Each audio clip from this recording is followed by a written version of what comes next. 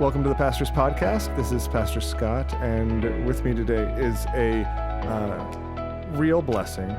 Pastor Bill and Jeanette are here on their last Sunday with us, worshiping with us. You're moving this week, is that correct? Yes. Saturday, we'll load up, and Sunday, we'll spend the last day in our house. Oh, my goodness. Has your mind even gone there yet? Or is there still too much to do between now and there? We know we're going to be sleeping on the floor in sleeping bags the last night because our bed will be loaded. We could probably get you a hotel room or something. No, you probably want to sleep there, though. We'll have a camping mat. I think so. Oh, okay. At least something. I think so. I'm like, Jeanette, we can figure this out. I'm sure your kids would figure that out our as well. daughter said, come to our house. We said, no, we're going to stay here until you guys are all through loading. But it was a sweet time today at the services. But as you said, Bill, you only got 3 minutes. And I thought that this would be a nice time for us to just get to share and to allow you to reflect. And also, as you, Bill, as a pastor, but really in many ways, as you both have led our church family in so many ways, as you have set an example for our church family in so many ways, we wanted to provide an opportunity for you to get to speak as well to our church family about what's on your heart as you leave, as you reflect on the last 20 years here as the church. I believe I was trying to look it up. I think it's 6 years, just over 6 years, Bill, that you've been serving as a pastor here. When you think back, and even particularly over that time here at Cornerstone, and maybe even just as a pastor, what are the things that stand out to you about that time? Well, I think we had gone through the time at First Baptist, which was somewhat disruptive, as Jim could say.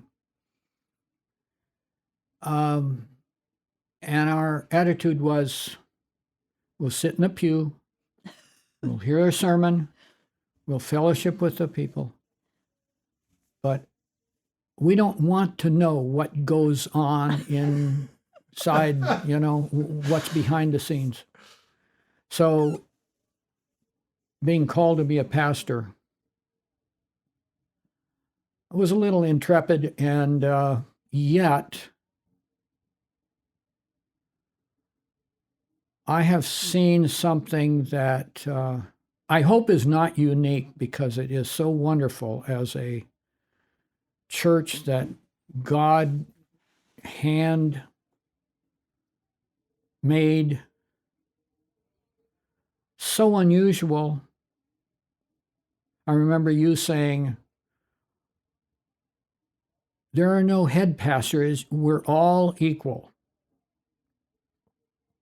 I think I was a little naive, because I see you, Scott, doing a lot of things that most of us couldn't do if we tried. But the way that we keep track of the congregation, member care, the way that pastor care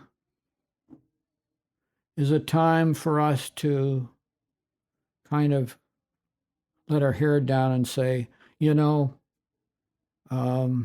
Lord has blessed me this way and that way, but I really blew it last week at home, or whatever it was, and know that indeed we could confess our sins. We could be real, and to see a church that welcomed people, God's people, regardless of the race, regardless of the age, regardless of the language they spoke, seeing Jose come and Nueva Vida, a congregation within a congregation, and then see Jamie and Ara come and see a Farsi church start and then be welcomed into this church. These are extraordinary things.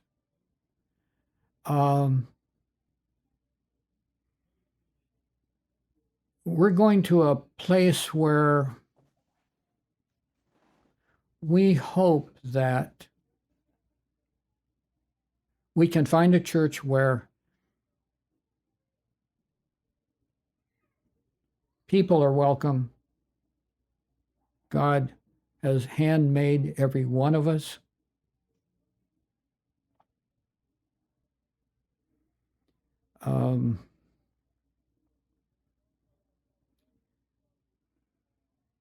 And we work so well together because the foundation isn't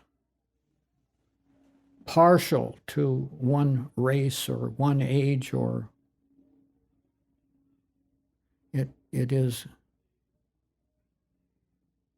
God's people called by God, and those who come and wonder what in the world is going on. But they can soon find out what's going on. I think that's a great part of this church. We keep track of people. I love that word you used, extraordinary. I think what God so often does in our midst, and what He has done, it truly is. And I think we can sometimes forget that, forget.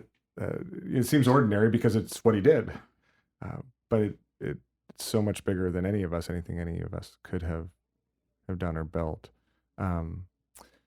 Jeanette, I think you've had such an impact on so many of us, but both a number of the women in our church, as you've both set an example, as you've invested in others, and even in a lot of us pastors, both through Bill and interpersonally as well. Your passion for God and love for His Word and love for truth have also helped to guide us as a church family.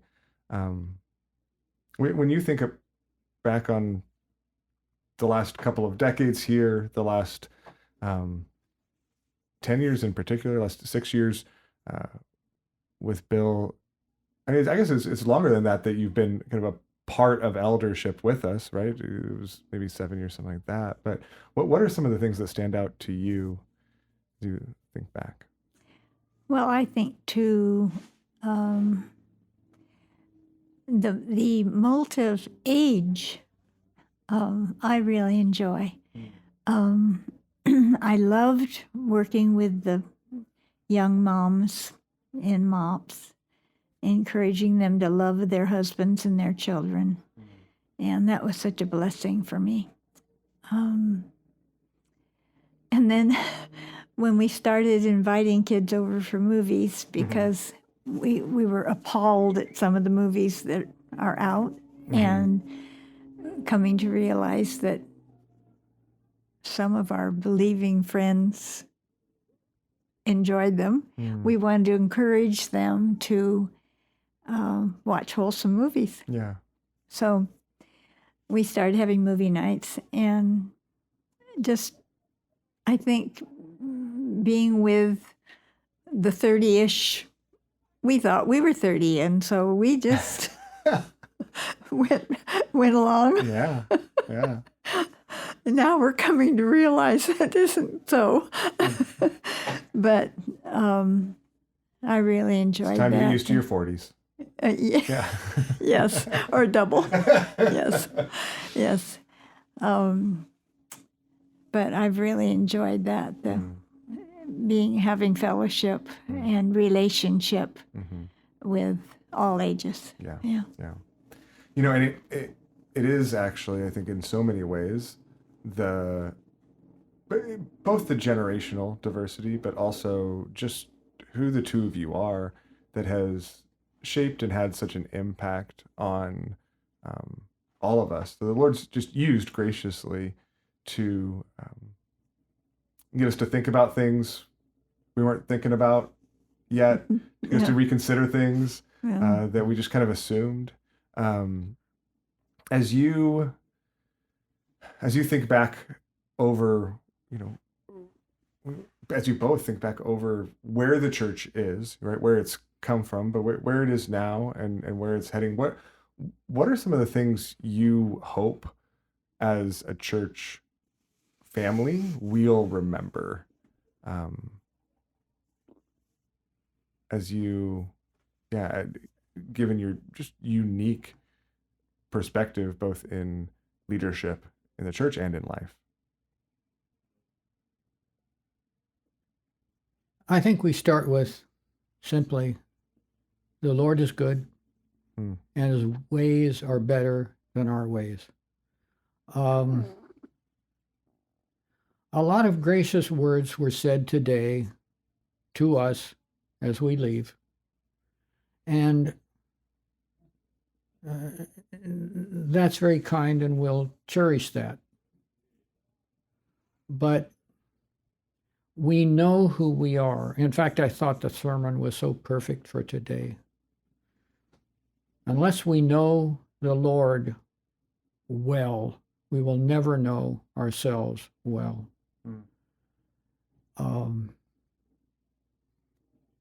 Yes, there are so many opportunities here. I'm not sure whether it's because our own family is large, but I think we felt an affinity for the young people.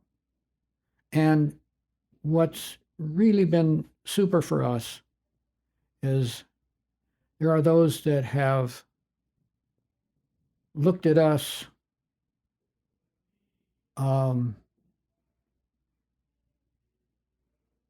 as somebody older that they can relate to.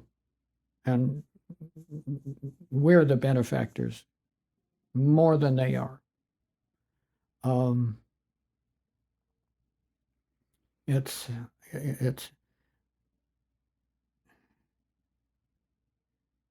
It's hard to do something that God calls us to do and then realize we gained so much more than we did.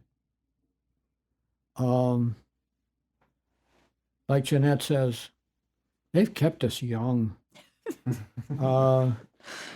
And for a long time, we've been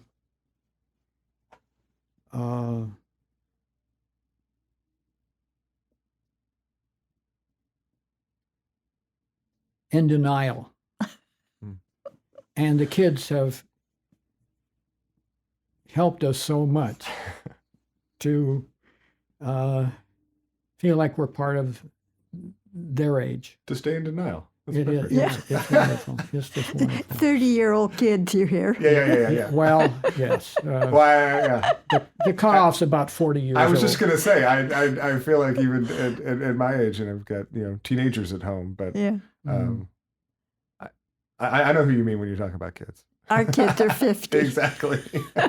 Yes. And to see them making life choices, I think of Ashley wanting to go and spend 2 years in Turkey, and I'm thinking,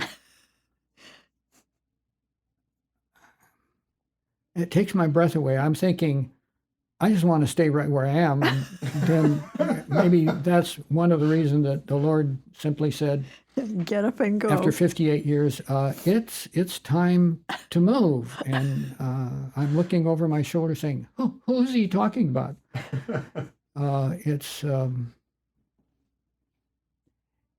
We know we're going to leave a lot here, and I don't mean in our legacy, I mean our heart. Mm. This is, we've been in many churches, spent a lot of time in a very liberal church where God's word was not honored like it should be. And come here and heard the word full strength.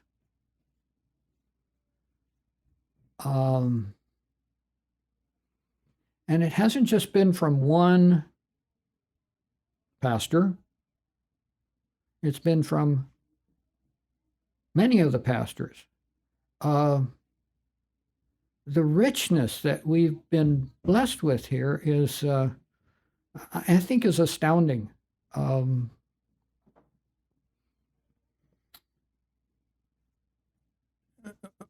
What we won't be looking for is a one-man church, one pastor, and all of the balls in the air are hopefully kept there by one man.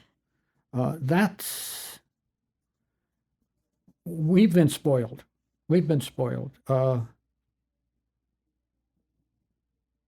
It's extraordinary.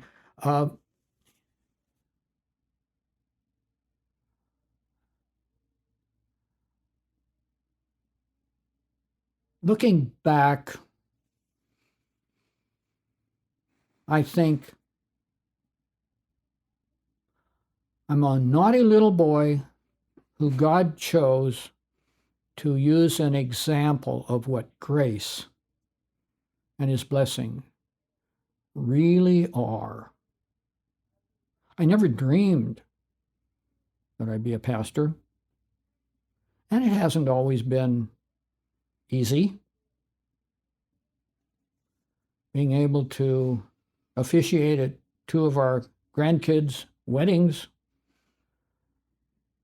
was like the frosting on the cake, but even in the struggles where in elder meetings we didn't always agree, sometimes feeling like I'm the odd man out.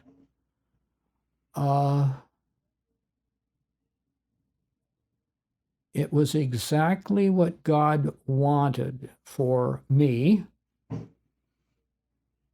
but he's omniscient and he's omnipotent and he is sovereign. And so whatever I went through, the other pastors go through. They may be on the other side, but nothing's wasted. So we look back, say, there it is. The Lord led me one way, these others a different way. And then we look forward. Right now, that's a hard thing to do, to look forward. Those great-grandkids, excuse me, who came and jumped on me and just stole my heart, standing on that hillside, and later that day, not audibly, but hearing the Lord say, I did this just for you.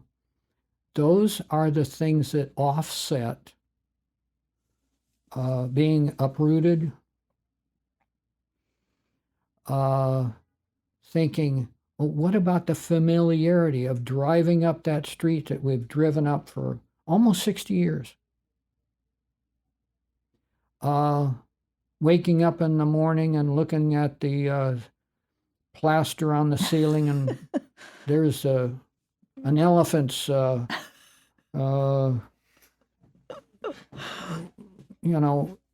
ears and eyes and knows. And just the odd things, the things that made it familiar, Can I interject something there? of course.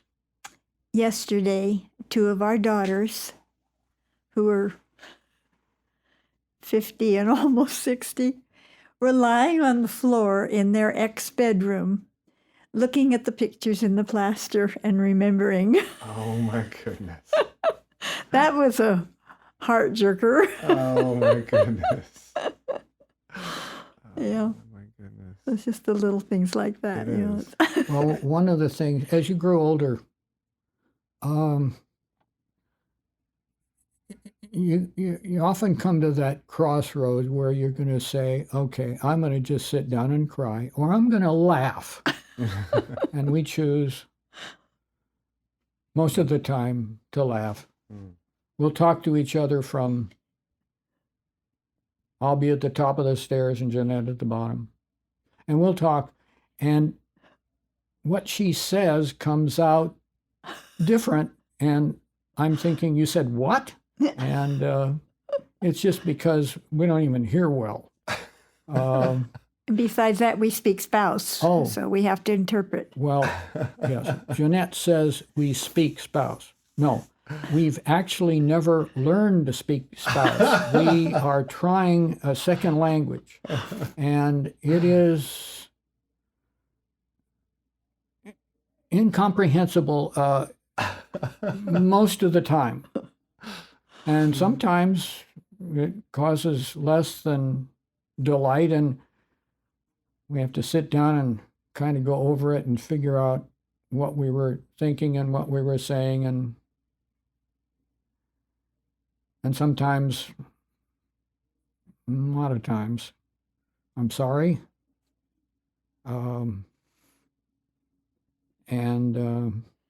We say sorry a lot. Yeah.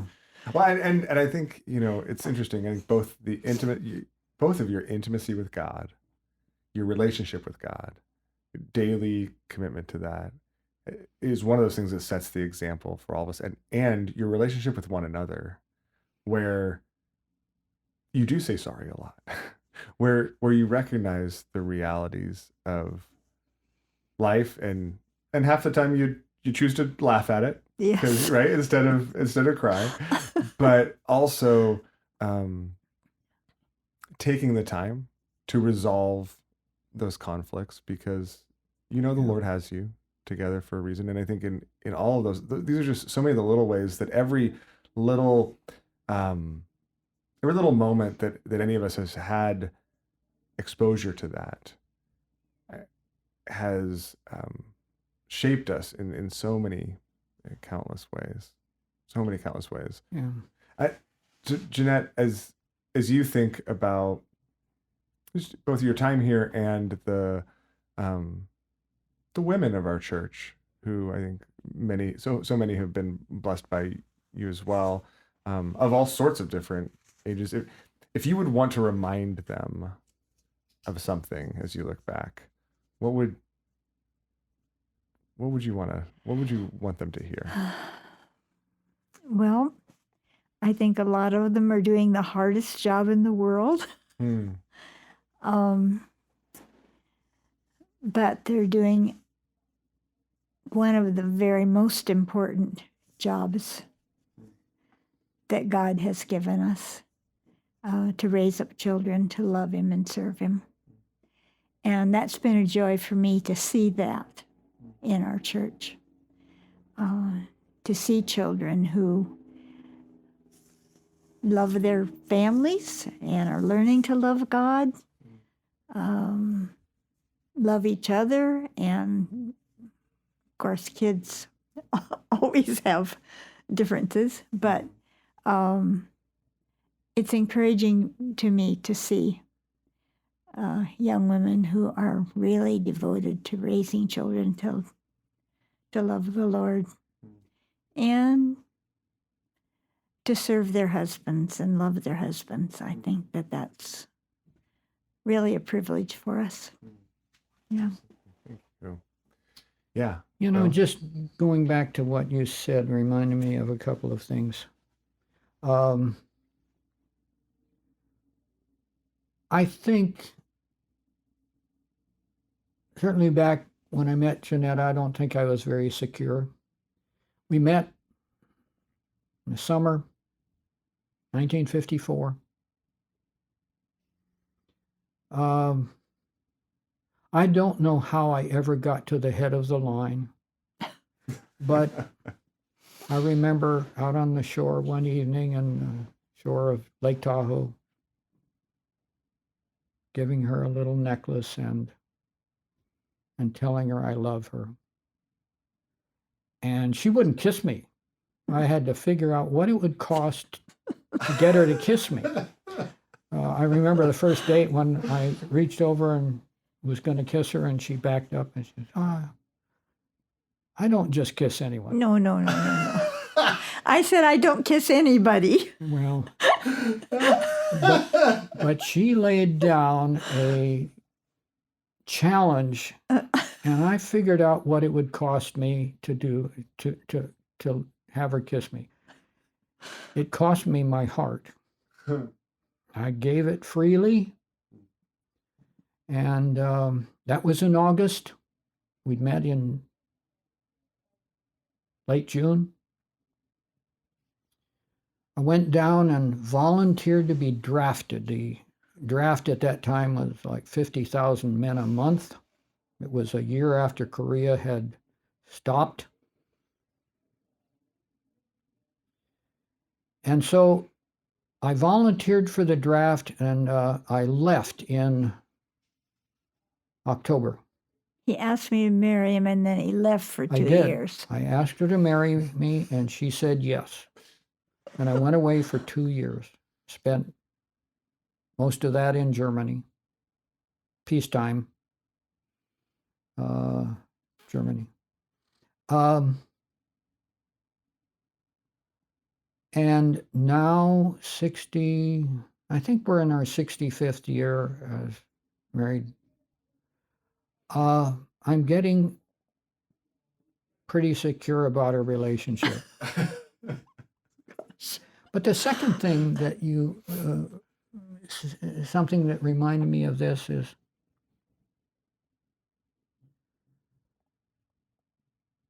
and it goes with the sermon today, knowing God. One thing is clear from Genesis to Revelation. God knows everything. He knows us.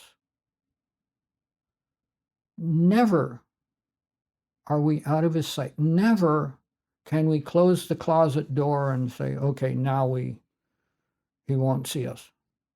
And I think that has become a guideline to me. I know that the Lord I love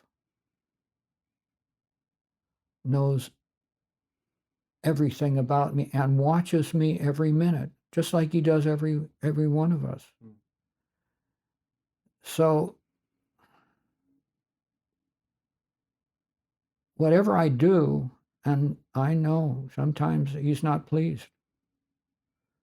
And I have to go to him and confess, and sometimes to Jeanette for the same reason. Short on patience or whatever. But just the idea, I am always in God's presence, and what I do matters. Always. I worship a God who is gracious and who is willing to forgive me. And sometimes I think, how can he possibly have time for anybody else, because I keep him so busy? But, it guides a person. So, a naughty little boy who God chose to make an example out of. And now our family, I mean, just our direct descendants and spouses, way over 50 people. I don't even know how you know 50 people. I It's don't know a how you remember challenge. all their names. Oh, yeah, we're trying. We just get it down, and then they add another one. Oh, yes, we have twins. We have 3 more that we know of that are coming this summer, Oh my goodness. Oh my goodness. at least that they've told us about so far. So, one of the other things I wanted to ask you was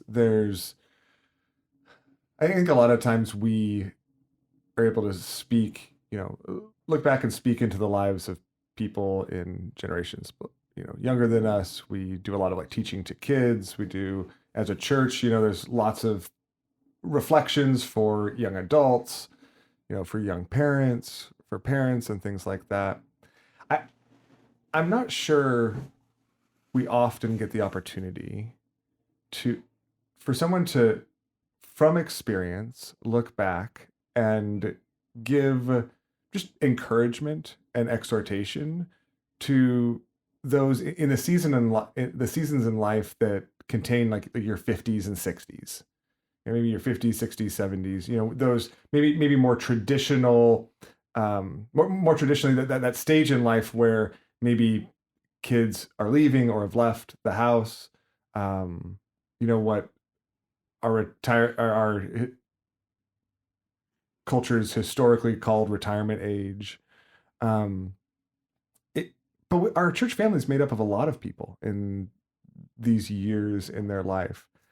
Looking back on the last 20 to 30 years of your life, what kind of encouragement and exhortation would you want to leave those in their 50s, 60s, early 70s in our church family as you reflect on how God worked, how God's worked over the last few decades of your lives? I think that there's been so much faithfulness and sacrifice and so much joy that I've gotten to see in you, both in even just the last decade. But I don't know, is there any wisdom or encouragement or exhortation you'd have for those in our church family in theirs? I'm glad you asked, because we have learned as our sons and daughters grew up not to give advice unless asked. Okay. Some really want it and some really don't. But the kids from movie night and that kind, those people have seemed to be more open to asking. For sure. Yeah.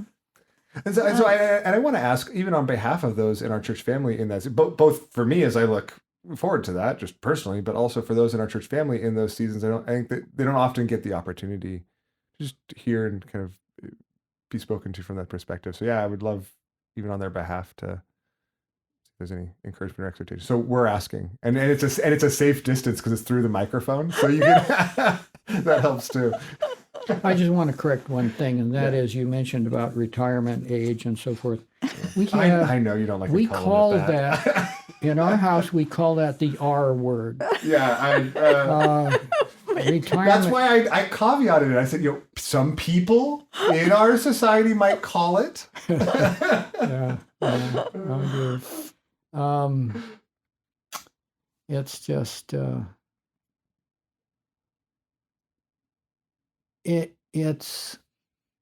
it's been a blessing. I think Jeanette alluded to it. It's hard for kids who grow up in a family and have had the parents constantly nurturing them and shaping them as they best they could and all, but at the same time giving them so much direction. Mm-hmm. It's hard when they're at that age when they need to know that they are not a little mommy and daddy duplicate, but that they are now a unique individual. And so I think we were very slow to learn this. But the interesting thing is that our grandkids, I think, have shown us that they didn't grow up under our authority. And they're more, by and large, I think, they're more willing to listen to us. And we like to share. And I think it's partly because when they leave, nobody's checking on them to say, well, did you do what we suggested? Or how are you doing? And maybe I can make a suggestion how you can do it better and all that stuff. But they ask too. So. They Yeah. do. Yeah. And the movie night kids are They an ask. example of that too. So two things. One, what I hear you saying is that for those, maybe in those kind of beyond the child rearing years, they might actually have a unique opportunity with the younger generation. Yes. That their direct parents don't, right? And that even right. the generation kind of beyond. And a lot of in our church body, the young adults are away from home. Yeah. And they've come here for school or for work. And I think maybe we sort of stepped in as surrogate grandparents, so that we had that opportunity. And I'm sorry, go ahead. I would like to say amen to what Bill said about total surrender to the Lord. Because we have found that when the Lord will let us do it our way. But when we totally submit and say, Lord, I want to do it your way, I think we put ourselves in a position where we can receive his wisdom and his guidance and his power and his love, not only to know his love for us, to be able to love people in the way he does, and peace. And that's not something we can get when we do it our way, So I think we've seen it over and over again that when we really try to do it God's way, works out a lot better.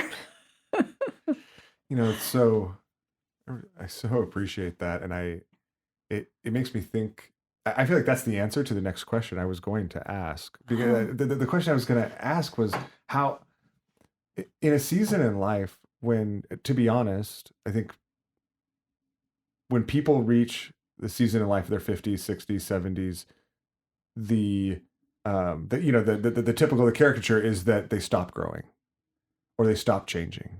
And my question was, how have you kept growing and changing in this season? And I feel like what you're saying is this, it's this constant total surrender. That total surrender isn't that one thing you did once when you gave your life to Jesus, but that it's that continual turning. What I hear you say is that continual turning over to God.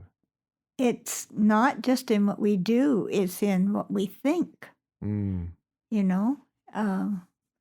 Stopping and saying, wait a minute, when I start feeling negative or something, and say, thank you, Lord, for this opportunity to experience your grace and to respond in a way that you would have me respond.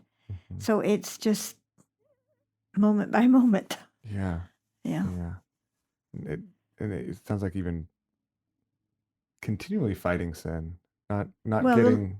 The Lord keeps complacent bringing with it. challenges. And that's a blessing, because then we have to grow. Or else we just turn over and give up. So we choose to grow. I think back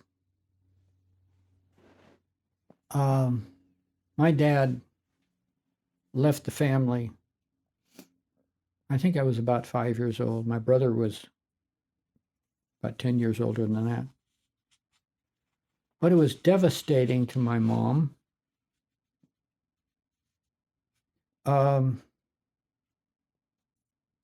She got sick. My dad took me and I lived with him till I was 15 years old, from about the age of 7. And when I was confident enough to say, I want to go back and live with Mom, and she had remarried. And I saw in that marriage how she had changed the things that I think were probably problems between her and my dad. One of the earliest memories I ever had of her was my dad at home grousing at her because she wouldn't get up and fix his breakfast. When I moved back 15 years old to live with Grandpa Fred and Mom, I never, ever experienced her not getting up when he did. And he was working in a Chevrolet plant in Van Nuys, and we were in Hollywood, so he had to get up early. She always got up with him. And it marked me. She changed. Parents sometimes say to the kids, "You'll never change." And that can be devastating. I saw her change. She used to say, "Don't do what I do, do what I say." But the interesting thing was, I watched what she did, and I learned you can change. And then to come to the Lord and realize He'll change us. It kind of adds up. And you think, Lord, you'll take us, you'll call us home when it's time. But I think one of the things that will have to happen first is we'll learn all that He intends us to learn. And I think that's a good motivation to keep trying to learn more about Him, to learn more about ourselves, and the power that He gives us to do just that, to change.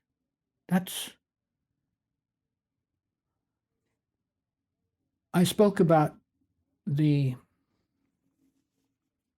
disastrous business that caused me to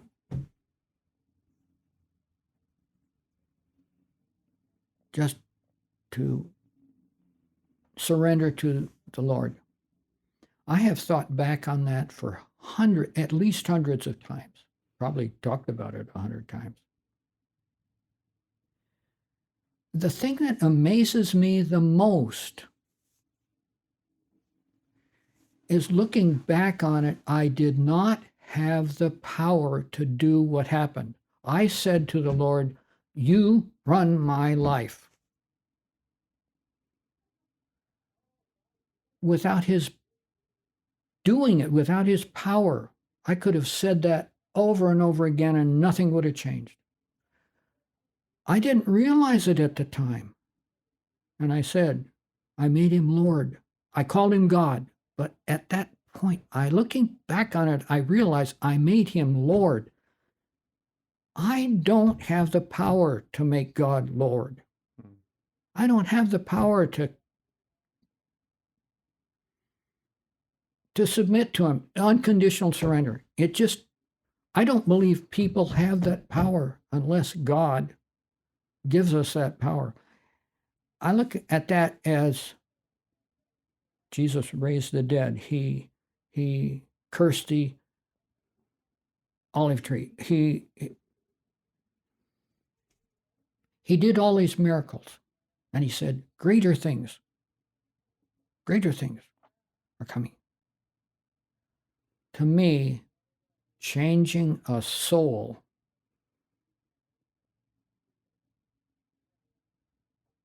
may be the greatest miracle that God does. And then, see, I saw what God did in Bill, and I realized there's something going on here that I don't understand. And he started reading his Bible every day, and I thought, well, I'll read my Bible every day. And I learned who Jesus was. 'Cause I thought he was a good man, you know. So God doesn't waste anything. And Bill just changed so completely when he submitted to the Lord.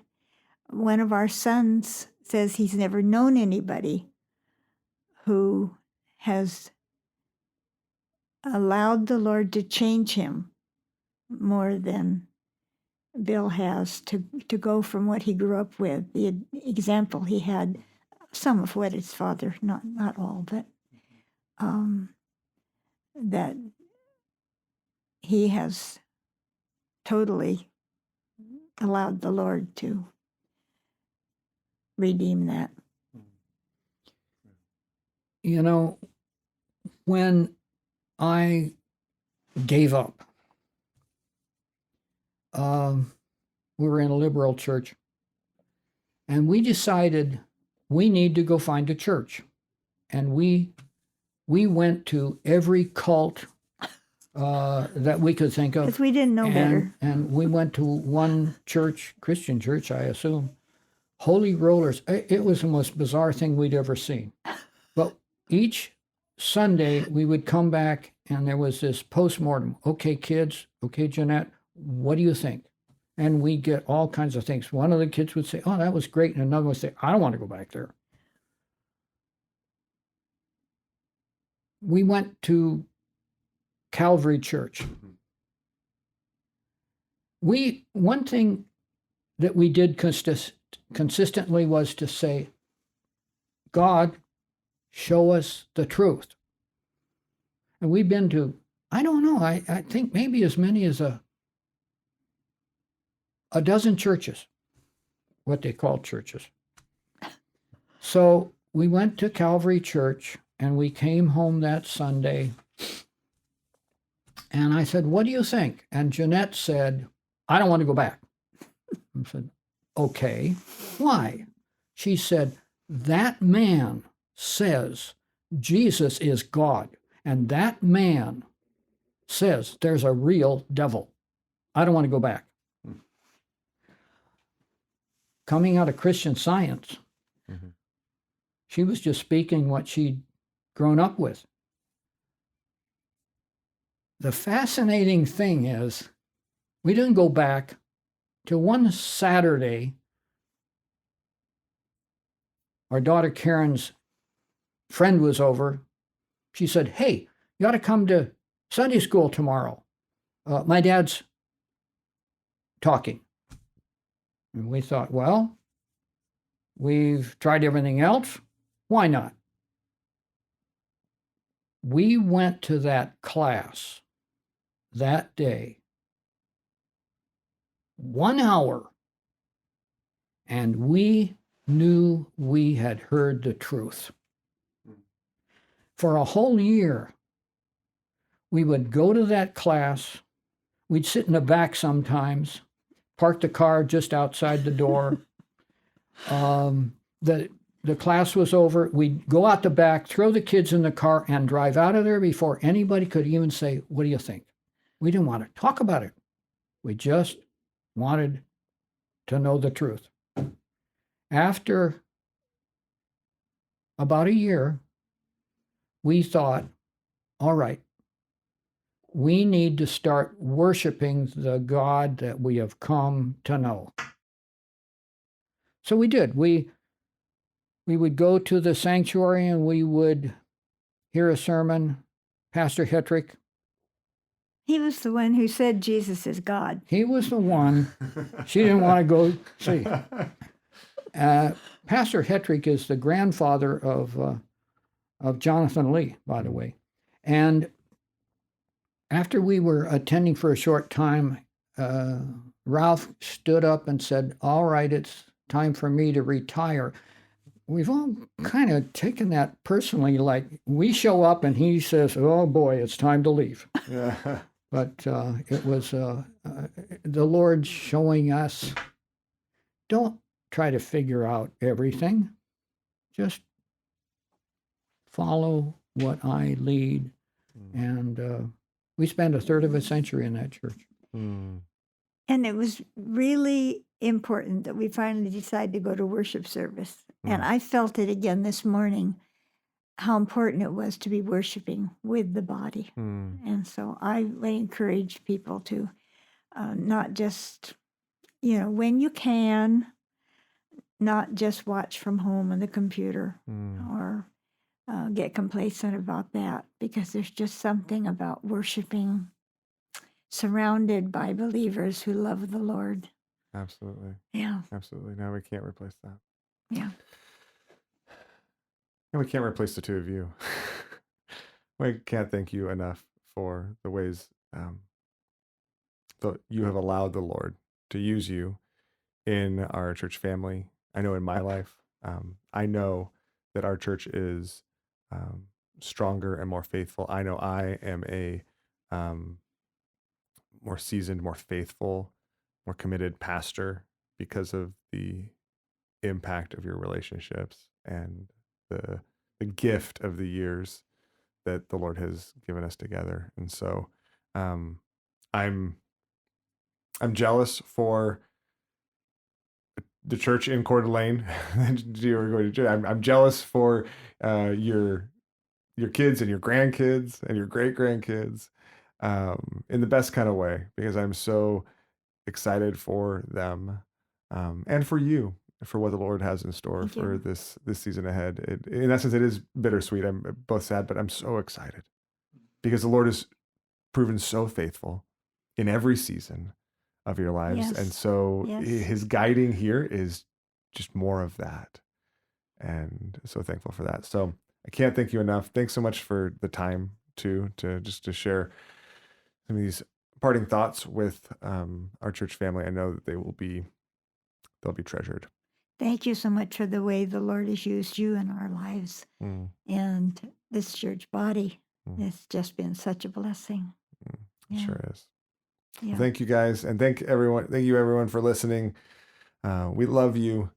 And I'm so thankful that you got to just sit in on and glean from Bill and Jeanette and thank you so much for taking the time the week before. You got to get home, and I'm sure there's more packing to do, but we so appreciate it. And thank you everybody for listening. We love you, and we'll see you on Sunday.